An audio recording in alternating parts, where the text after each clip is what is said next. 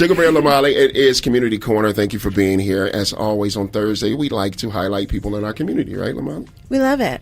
We love this, and we have some special guests. I mean, like extra special guests here this morning. Today we have Pastor Frank Jones and his daughter, our very own Indigo Jones. Welcome. And we can't call it our very own because it's actually your very own. But we're so honored to have you both here today. The topic today is Denver Feed a Family. This is an amazing event that is happening next weekend. We'll get you those details soon. But good morning, sir. Thank you for being here. Okay, let's talk about the legacy of Daddy Bruce Randolph. Can you talk to me a little bit about that and inform me? Because I'm kind of new to the area for the most part, and I don't know the legacy of what he was doing to help out this community. Can you explain? Daddy Bruce Randolph was a giant of an individual. He was a humanitarian in his own right. He wanted to show people love through feeding, and so it was his dream, his goal, to feed over 5,000 people. He wanted to be like Jesus and feed over 5,000. He had a restaurant on 34th and Gilpin, and from that restaurant, it opened up into a multiplicity of other avenues. Every year around November, the Saturday before Thanksgiving, he would open up his restaurant and actually prepare meals to feed thousands of people. Wow. And so today we're carrying on that tradition of love, humanitarianism, and giving back. That is a beautiful thing in today's climate right now with everything. Of course, the whole SNAP benefit thing is something that a lot of families are kind of worried about, and I know they're trying to fix that. But just talk about the importance of that with families being so, disproportionate in trying to feed their families nowadays. The need is great, and so the importance of it is tremendous because people are anxious. They're fearful about where their next meal is going to come from, and we are trying to do our part to help the community which we serve. Nice. How did you all come to sort of be under the banner of Daddy Bruce's legacy? How did you take up the mantle? I actually took the mantle up from my predecessor, Reverend Ronald Wooding, who was the executive director at that time, and his name is prominent all over the city. And on his deathbed, he was mentoring me and asked me if I would take over the organization. It happened weird. One day I was just praying and asking God to show me what was my role in this foundation. And the phone rang. And usually when I'm praying, I don't answer the phone. But I answered it, and it was him. And he asked me, I've only got a few weeks left. He had cancer. And he said, would you take over the foundation upon my passing? And I agreed to do it wholeheartedly. Yeah. So what has your experience been like doing this work? It is a labor of love. The need is great. So when I see people who are in need, my heart goes out to them with compassion. But then to be able to fulfill that need with generous sponsors and donors and support, it's great to see that we can provide something to people who are looking for a meal or a coat or a handkerchief or some gloves or something to keep them warm. It's just awesome. Mm-hmm. That's a bit of now Indigo. If you haven't heard or listened to her on the weekends, make sure you listen to our Indigo Jones. She's amazing at what you do, and this being your father and seeing him doing this community work. How does that make you feel? And being a part of that or seeing him reach out and doing this outreach to a lot of people in need. Honestly, there's not just one word to really describe it, but I'm just very touched.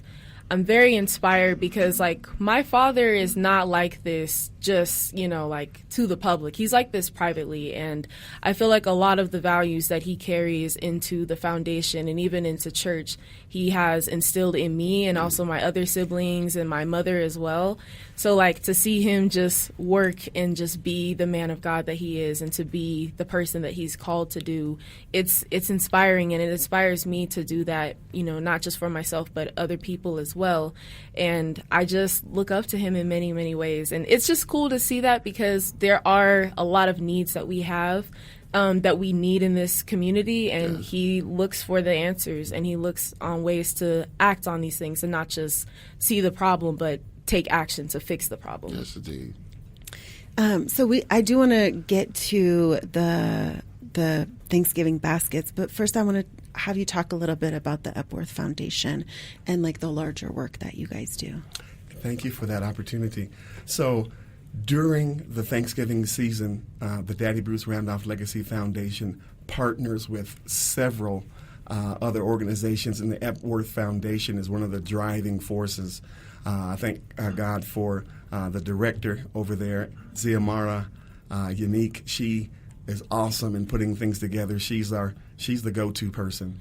And so during this season, we all come together to make sure that the food is ordered, that the assembly line that's massive, 2 or 3 blocks around 34th and Williams, is conducted, and that there's porta potties, and there's so much planning that goes into it. So community is awesome because everybody comes together to fulfill the needs of those who are less fortunate. Yes. If you're just tuning in, we're talking to Pastor Frank Jones and Indigo Jones, Denver Feeder Family. There's an event happening next week, but before we get to that, I want to talk about your faith because you are a pastor.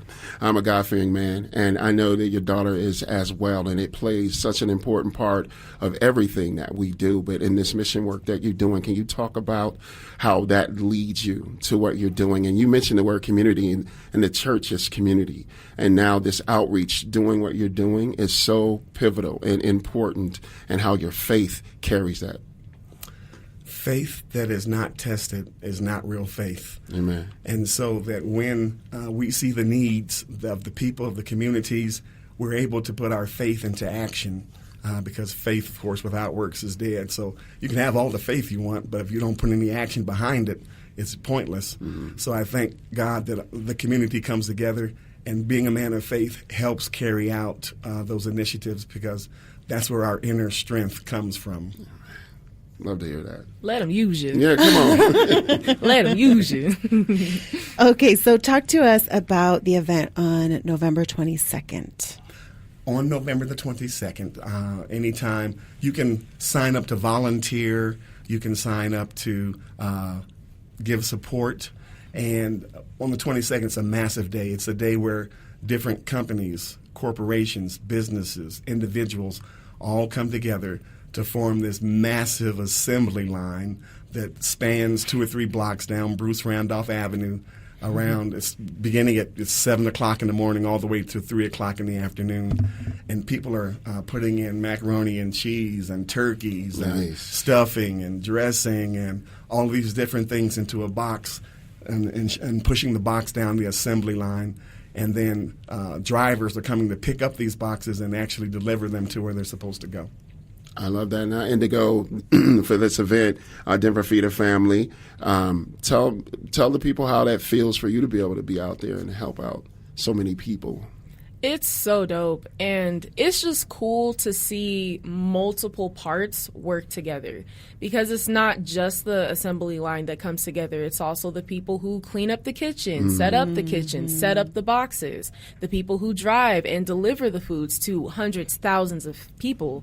And to see all of that come together in such a huge manner is very impactful, and I think a lot of times it's very motivating because I think sometimes we undermine the power of the collective, because when we come together in multiple ways and realize that if one person has a strength in one way and another person has another strength in another way, we can use that to our advantage together collectively to help other people in need, especially during these times right now. Especially, yeah. And it just goes to show that everybody has a role that they can play. Like you said, no matter what your strengths are, people, I think, tend to think of community work as like this one thing. Well, I'm not good at that, or I'm not, I don't go out protesting or whatever, but there's so many things you can do to help your community.